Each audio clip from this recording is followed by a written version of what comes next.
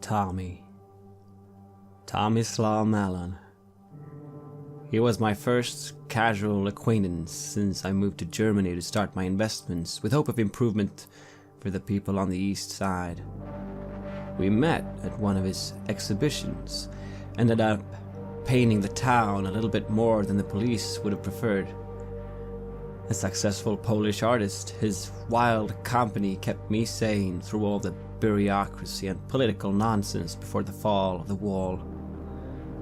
And now he's made his way all the way down to Frankfurt and Rotterdam to watch turtles with me and once again keep my worried mind at ease.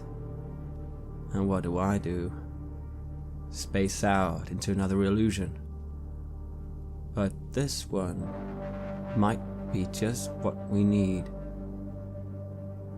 We're moving forward, finding out about the 3 boys' earlier whereabouts and where we need to go next. We need to wake up, and we need to find Dr. Tatlina in the real world. She should be able to guide us to the Kirov clinic and maybe even beyond. The camp, the house. Russia beckons once more. This is Red Moon Roleplaying.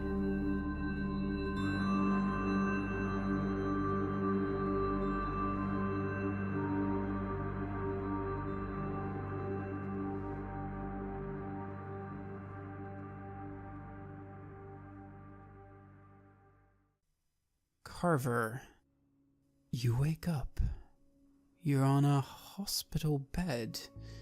It's dark outside and the lights are turned off in the room. The mattress is firmer than you like. You can't help but move a little bit. Your mind immediately recalls the last thing you saw before the world became black and the dreams began. You recall how you could see your intestines. You feel bandages, aches a bit, and you feel hungry, immensely hungry. There's a smell, a faint rotting stench, but it's not coming from the bandages. You feel something on your neck.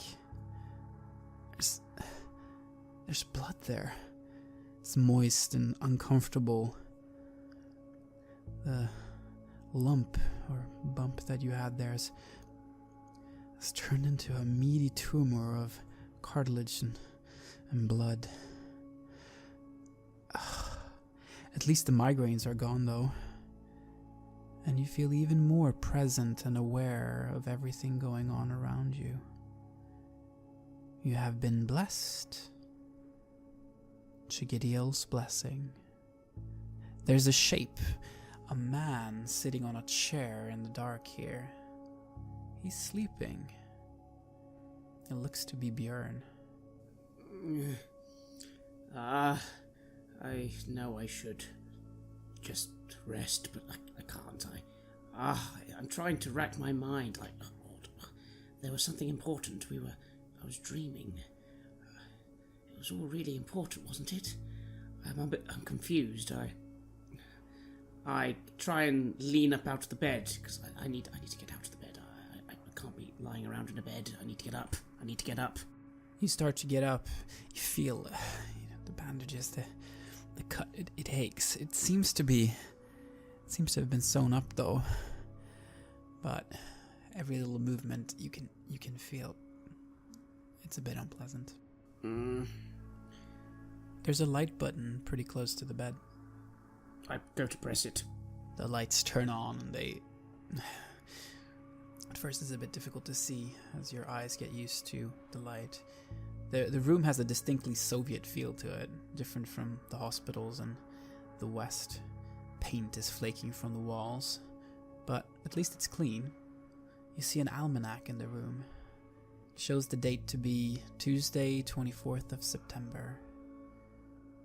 3 days have passed since meeting Shizenko, it seems.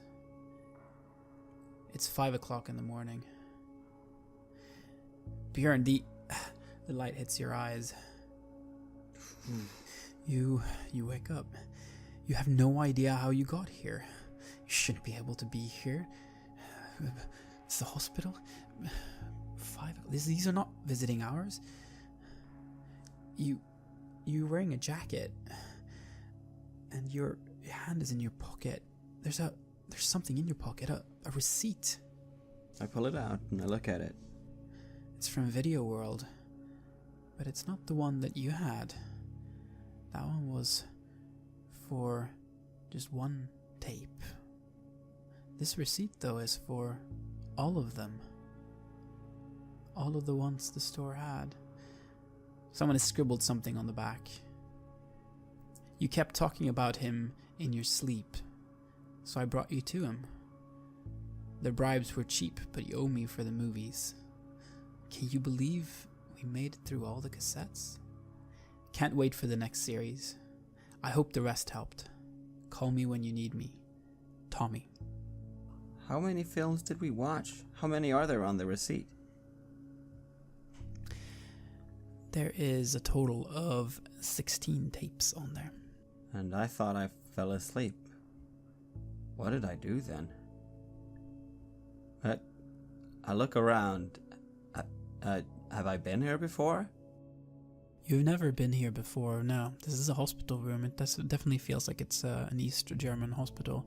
And you see Carver sitting there in the hospital bed.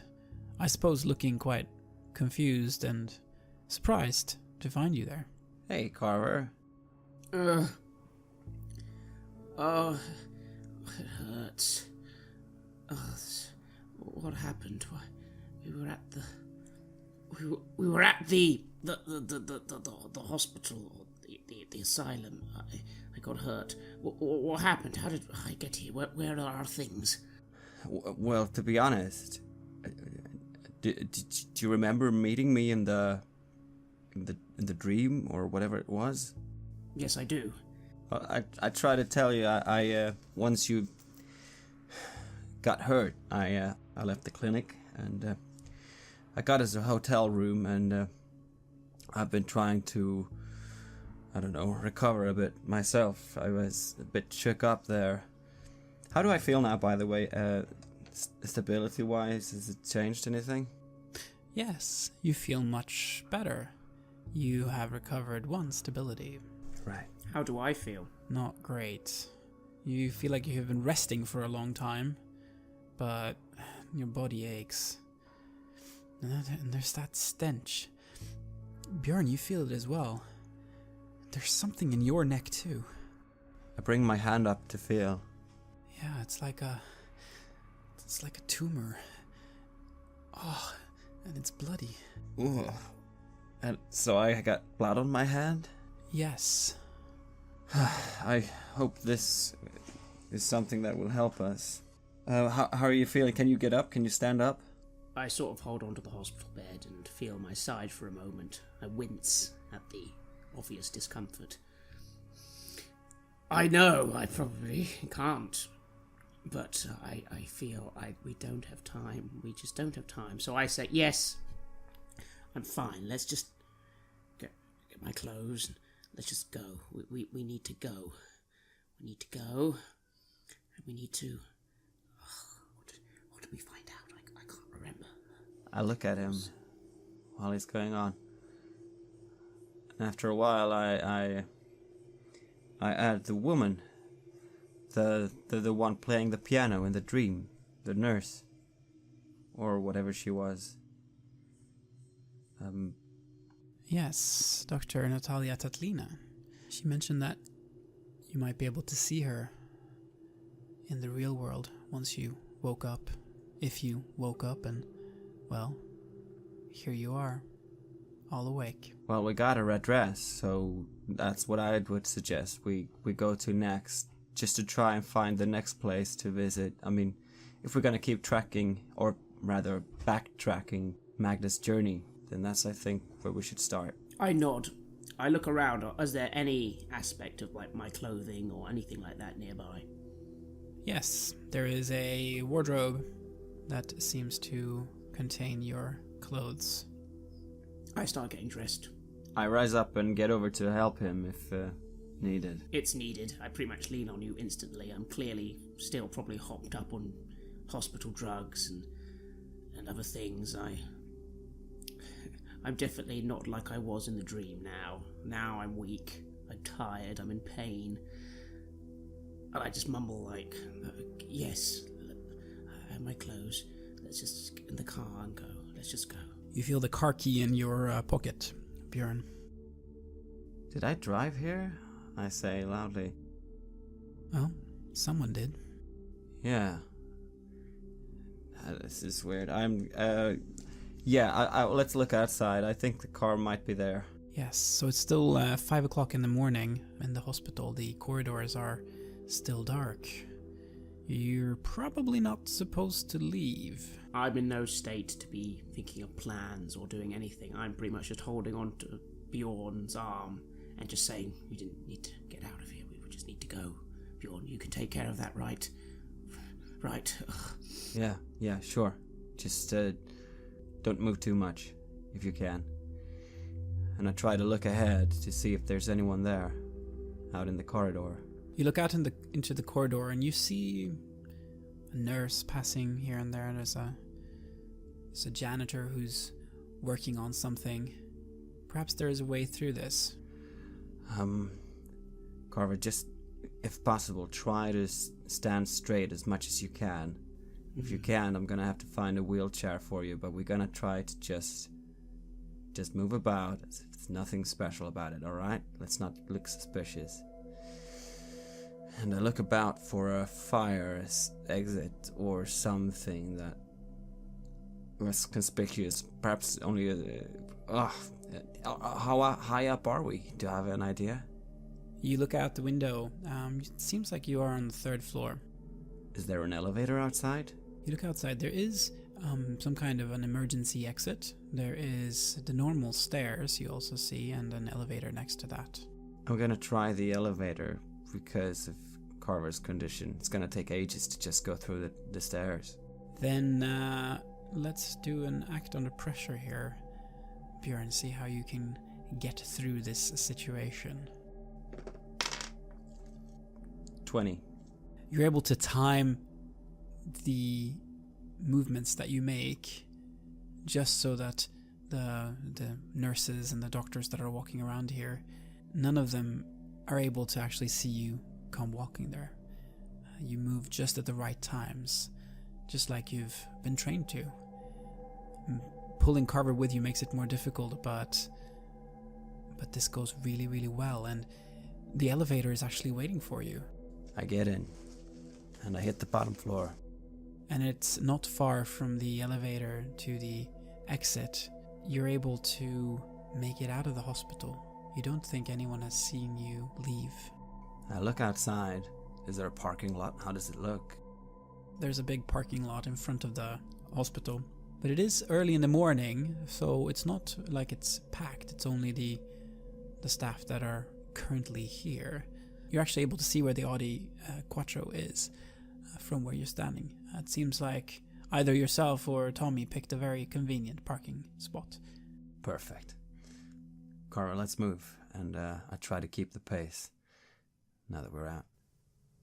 I just nod and hopefully get into the car as soon as possible.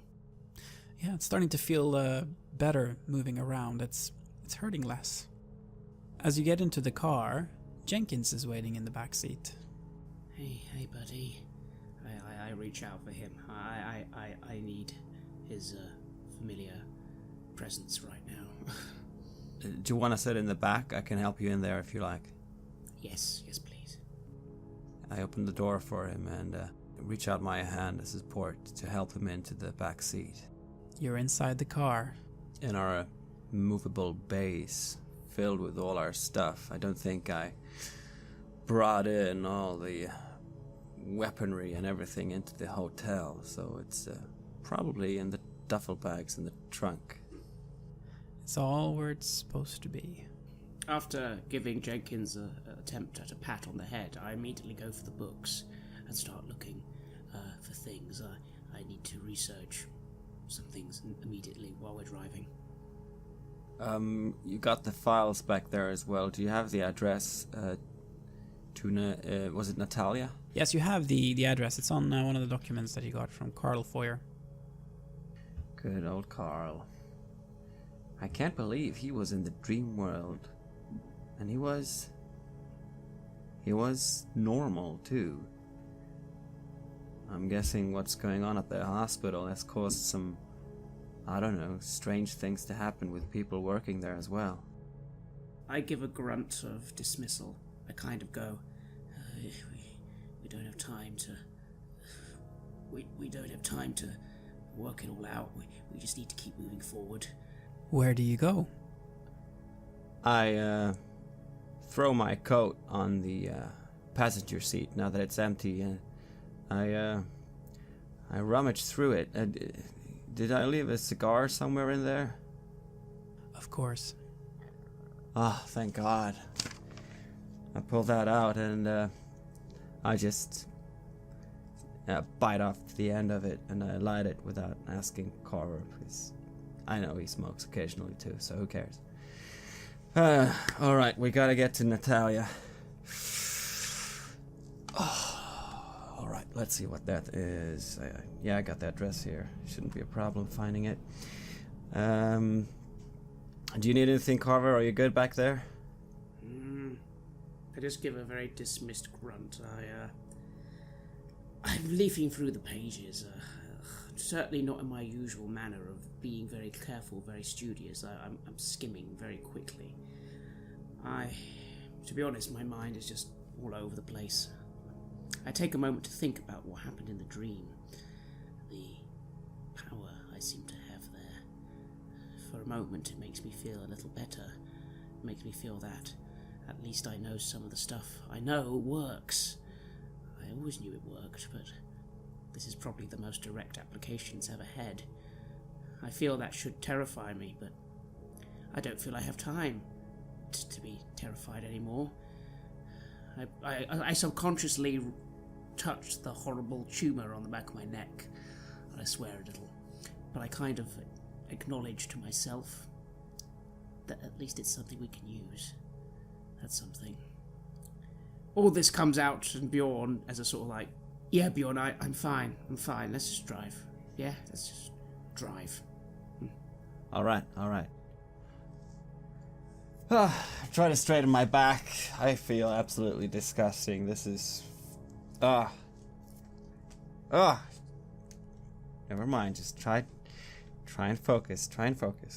Carver, you do feel all those things that you saw in the dream. They're probably the first time you have really gotten it confirmed for yourself that these other places, dimensions perhaps, that they truly exist. You've always suspected it, perhaps you've even believed it, but now you know. Now you know you have power in them. And that is enough to sate your thirst for knowledge, and you recover one stability. I also, though, just for a moment, in my distraction, I try and remember that last part of the dream. I remember I was filled with a great sense of dread as there was something in a desk, and I was reading it. Can I remember anything about that? I suddenly really want to remember it before everything went black. Although the dream is already starting to, bits of it are now starting to already, fade away as dreams do. You remember your mother. You remember hearing that you should have never been brought into their lives. That you should have stayed in the facility. That would have been better for all of them. You remember reading documents inside of a desk. There was something important there. The answer was there, yet it all just was a blur to you. It all disappeared just as you were about to learn the truth.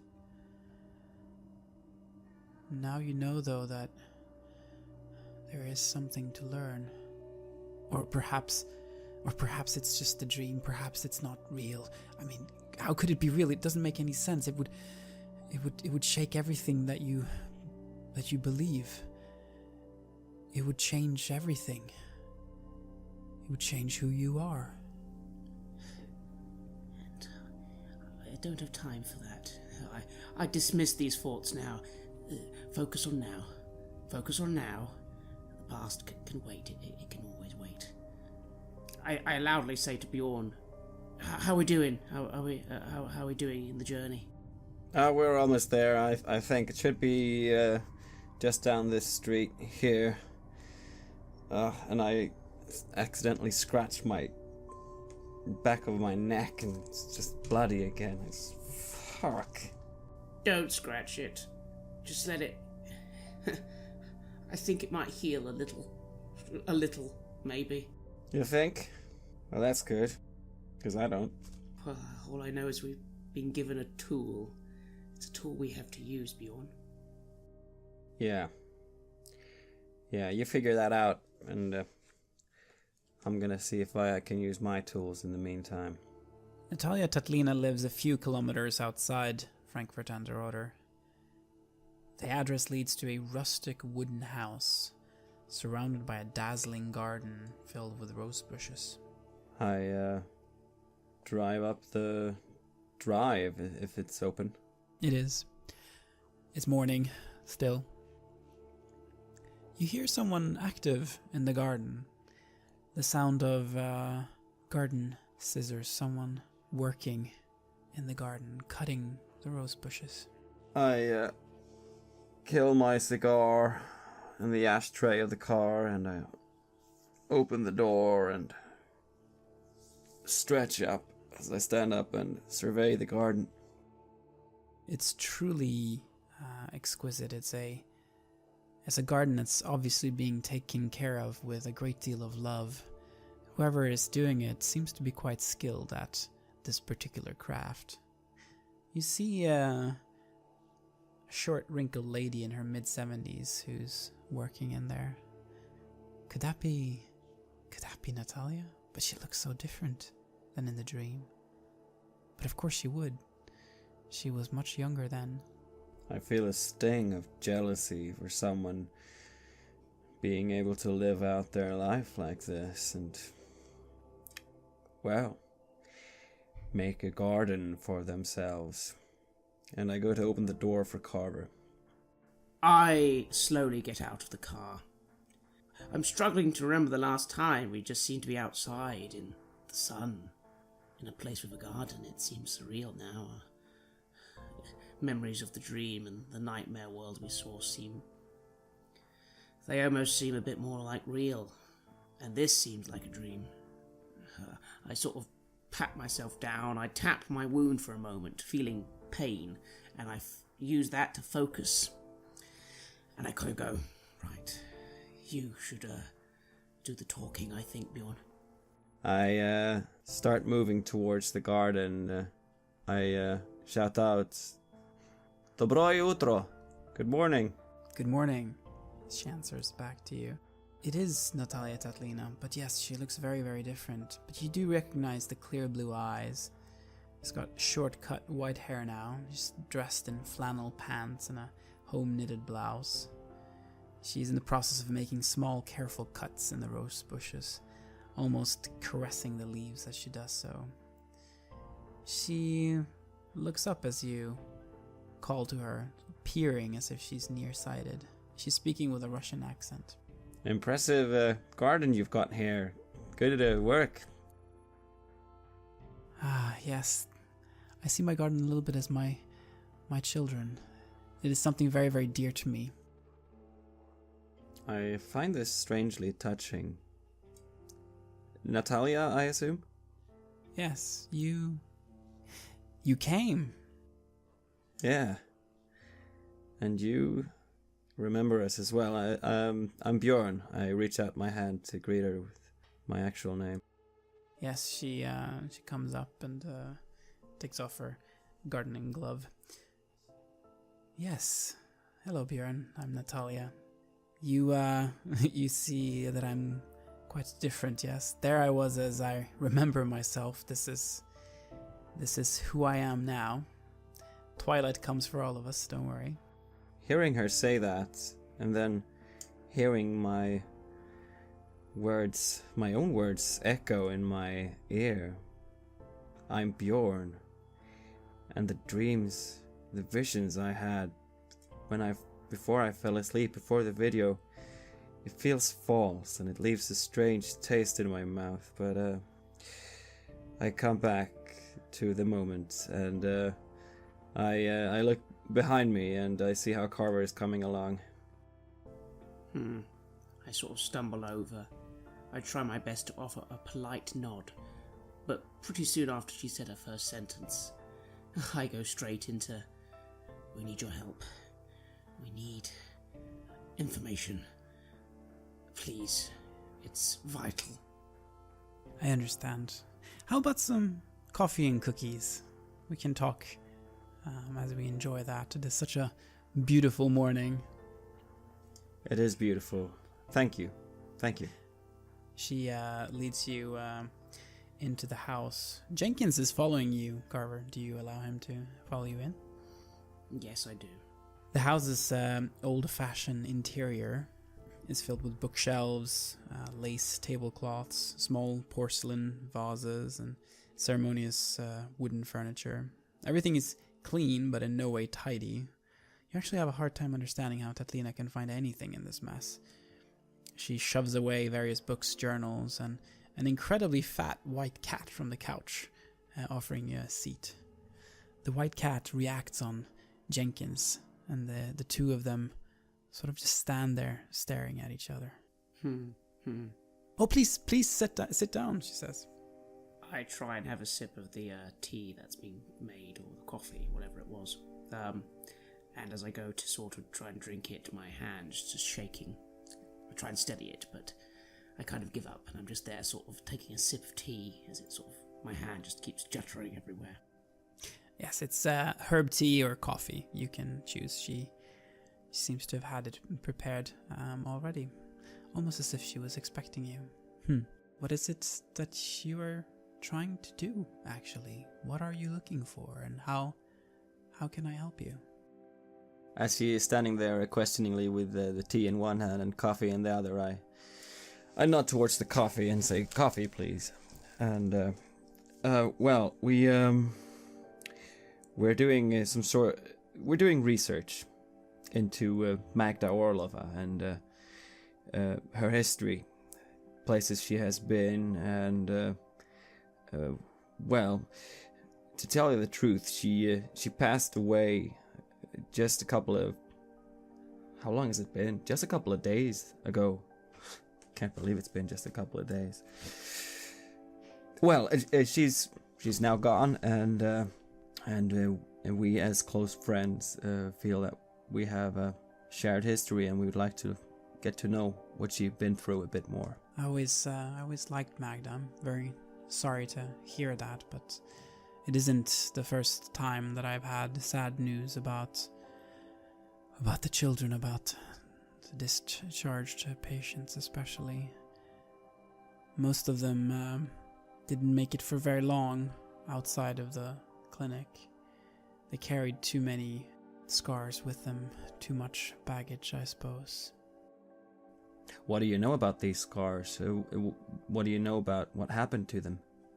I believe I told you in that place that I have been visiting recently, that I managed the Kirov clinic in Moscow, and that we went and picked up children with war psychosis from a concentration camp, Camp S-17.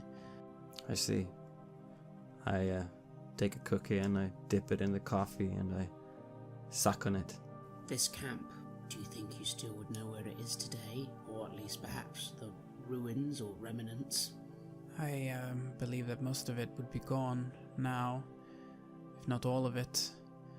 I do know where the patients are. They probably have quite vivid memories of the place. I only visited there briefly and never really experienced what they experienced. Perhaps they will be able to say a bit more. I know that there's we were able to discharge at least 14 of the children in the early 60s. You asked me about Magda and the 3 boys, and Yeah. they were 4 of them. 10 others were released, and they were given places to stay here in Frankfurt underwater. But then I'm afraid that 5 of them have already died. Suicide. What they had been through may have been too much to bear. The other five moved. I think to Berlin, all of them. Ugh. Berlin. We keep going back and forth. So bloody time consuming. Berlin might not be then the next place we set our foot in, so well, anything else would be helpful. Carver, you look down into the cup of tea that you have, and where you see your reflection in the liquid, and your 6th sense tingles. Can you please roll for that? 14, so I get 2 edges. I sort of find myself thinking about what he just said, and I immediately would like to use an edge to discover or sense a clue when you're off track. So, is that the right way to head, do I think? Does it feel right? You feel like Dr. Tatlina's words about these discharged patients, about the 5 that had moved to Berlin, about them probably being the only ones with vivid memories of those places. You're not exactly sure how this thing really works, but what you understood from Chizenko and what you have felt throughout this journey is that those memories, those experiences, that is the way to trigger this to happen, to trigger these places to appear. That without those memories, you would probably only be left in some kind of desert in the dream. In order to actually reach the right locations, you need to have the first-hand accounts from people who have spent meaningful time there. So I look away from the tea after having another shaky sip. And I let out a long sigh, and I just say to Bjorn, I think we need to find these people. We need their memories, we need their experiences. They're key, I think. Yeah, we're gonna have to bloody go to Berlin and track them down. I'm just thinking that we might just end up meeting, semi-responsive people that I don't know how they are really associated with the guys that we've met, but I guess these people, if they're actually alive in the real world or whatever that is, yeah, maybe they'll have something for us. Sure. Maybe they could talk to us about, I don't know, the camp, the house, and whatever that means. Natalia, do you have the addresses of these people? Would you have any idea where they are?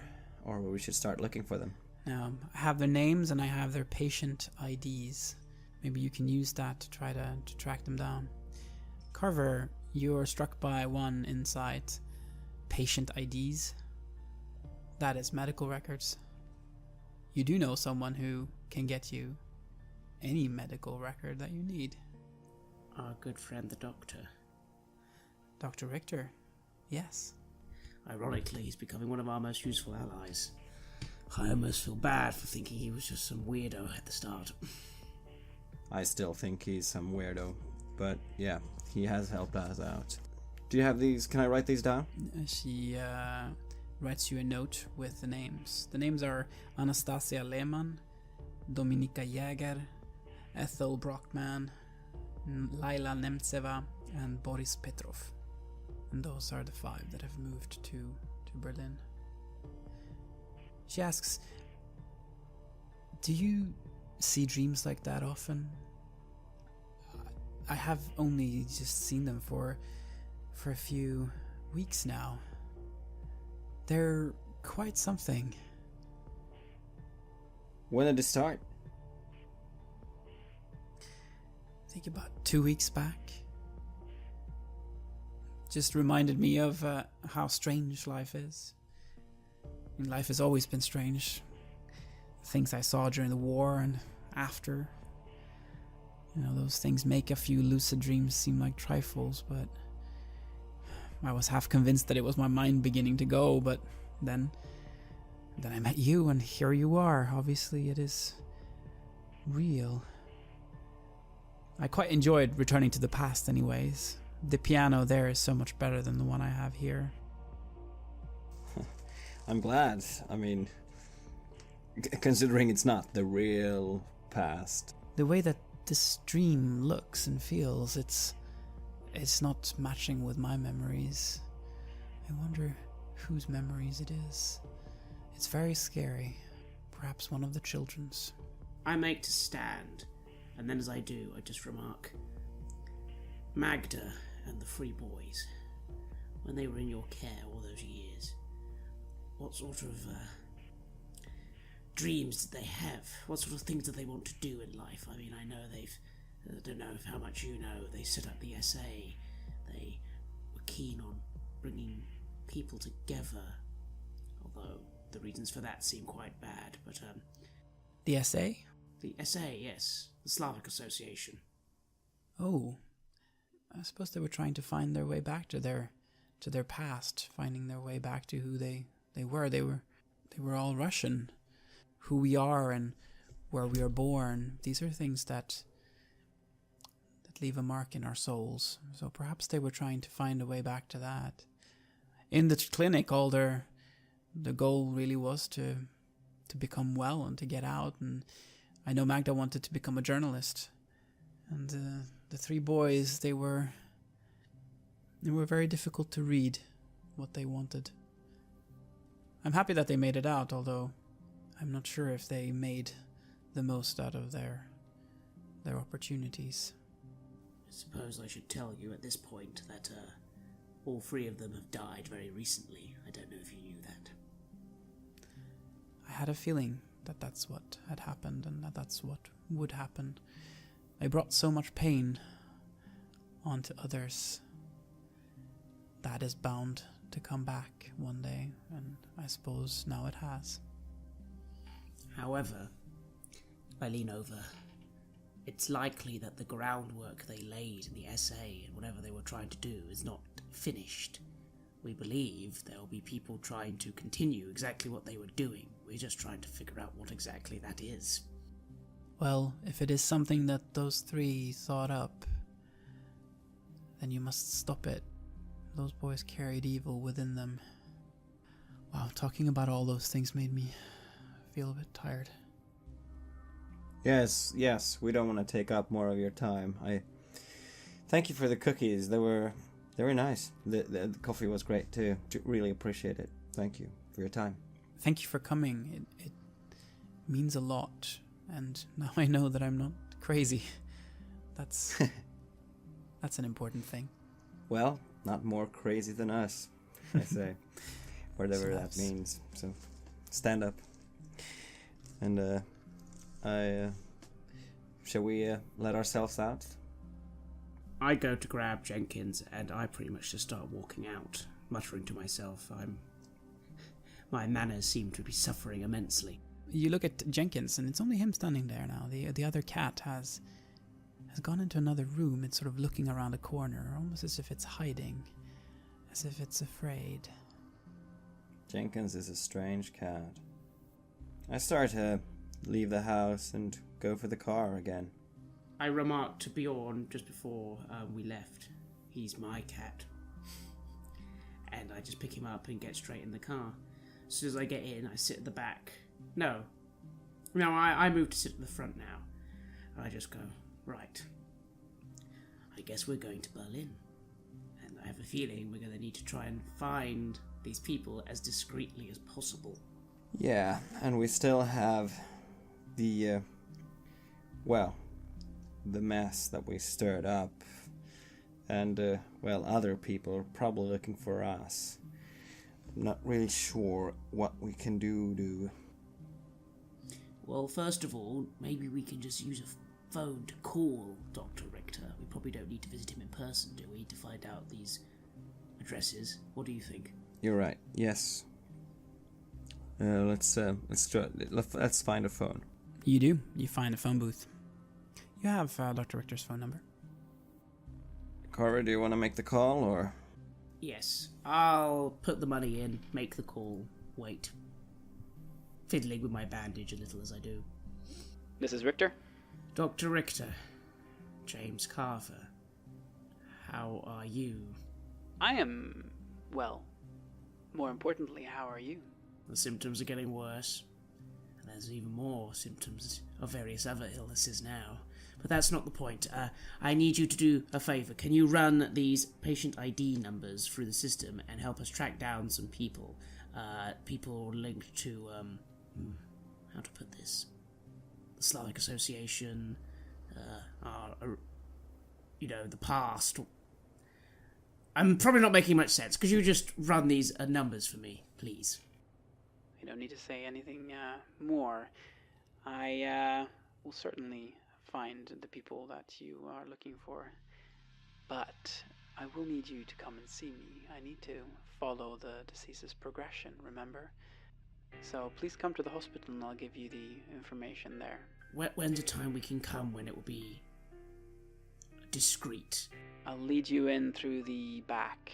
There's an entrance that's only used for the delivery trucks. And if you go through there, no one's going to know. Alright then, I reel off the information, the numbers that we have to him, and I end the call saying, we'll see you soon. Yes, I'm very much looking forward to that, Carver. And he hangs up. Alright, Bjorn, unfortunately it seems like we do have to go and see him after all, but at least we've started the ball rolling. Well, who knows? Maybe something good comes out of it.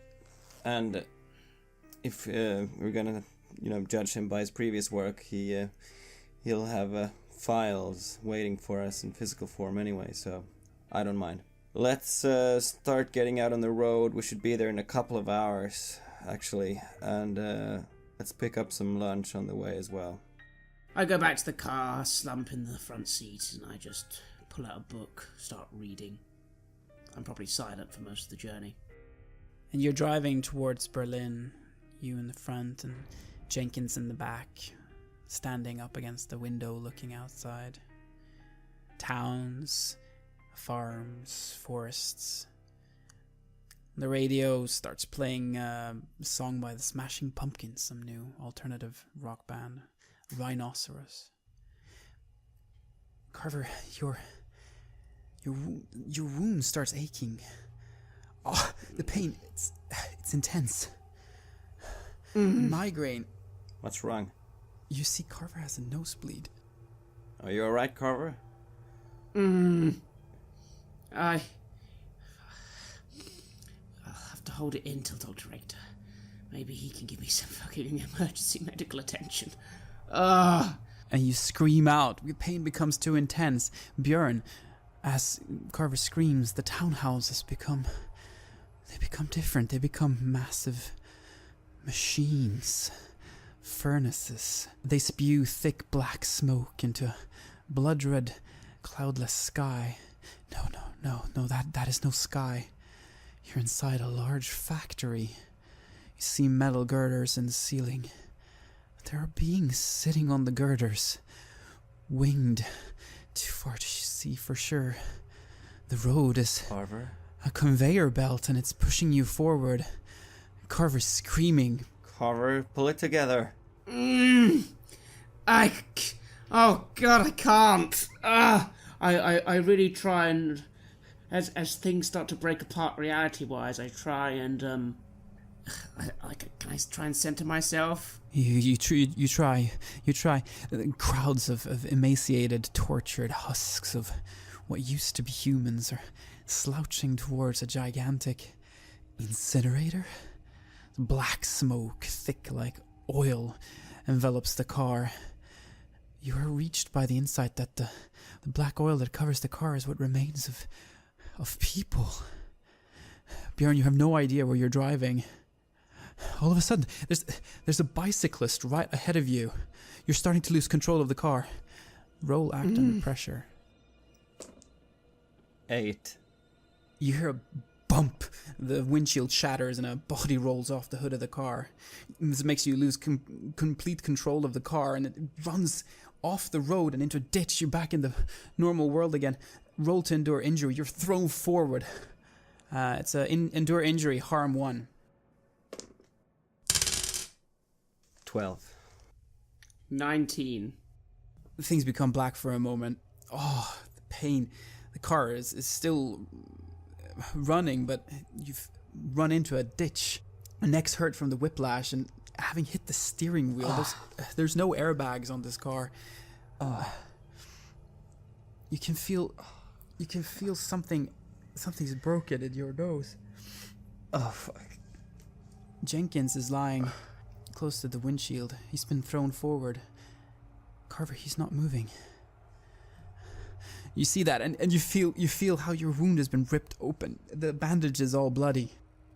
And yet, I in a few seconds of clarity, I noticed that the pain I was enduring just a minute ago was so intense that I was clutching my seat so tightly. So somehow, I've actually despite the crash, remained quite secure.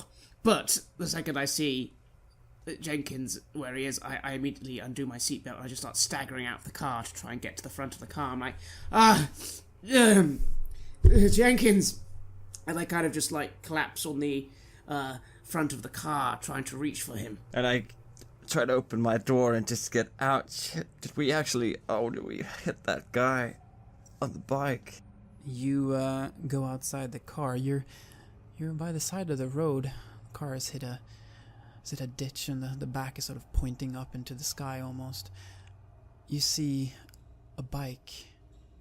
There's no person on it, but there is something lying far up ahead, maybe 10 meters away. Oh no. I stagger over to it. Who is it? What did I do? You stagger over. There's a bicyclist there. He's wearing these tight biking clothes. He had a helmet on, but it doesn't seem to have helped. The head has been cracked open from the fall. Helmet has been totaled.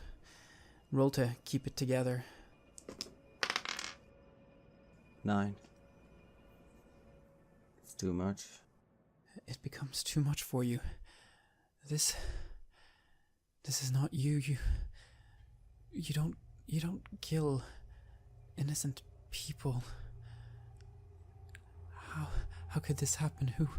Who was this man? You can see his brains coming out of the head there. You just fall down on your knees. You've seen many things, but somehow this weighs heavier. You're not sure why. You lose 2 stability. No, not another one. Fuck. And you just sort of slump over and feel yourself losing consciousness. You must have hit your head quite hard. Carver, you are by Jenkins in the car. This car isn't going to take you anywhere. He's out. But you can see that he's still breathing. He's been bloodied, though. He seems to have cut himself on the part of the windshield that was broken by the hit. I just sort of try and haul him into my arms, if possible. Yes, you haul him into your arms, and you just sit there with Jenkins in your arm. There's a car that stops. You can't even fully grasp what's going on. People are coming out of the car. And you just sit there looking at Jenkins, and things become black for you as well. I suppose I just try and hold him close, and I just try and steady myself, but I'm falling beside the car, and I'm thinking to myself, think they're cheating. They're fucking cheating. Oh, fuck, we can't make it.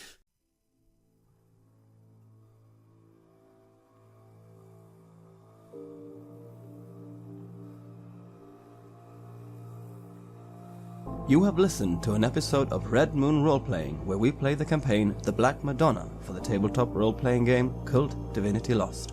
The Black Madonna was originally constructed by Gunilla Jonsson and Mikael Petersen in 1991, with additional material for the 2017 edition by Marco Berman, Mattias Fredriksson, Petter Nallo, and Robin Liljenberg. KULT Divinity Lost is published by Helmgast. The music was created by Atrium Calseri and is used with permission from their label Cryochamber. Visit cryochamber.bandcamp.com or their YouTube channel to hear more excellent dark ambient. A new episode of Red Moon Roleplaying is released every Friday. Please like our Facebook page and give us comments, input and feedback there. You can also visit us at redmoonroleplaying.com. Finally, a big thank you to all supporters. If you want to show your appreciation and encourage our work, look out for us on Patreon and see if you want to support the show there.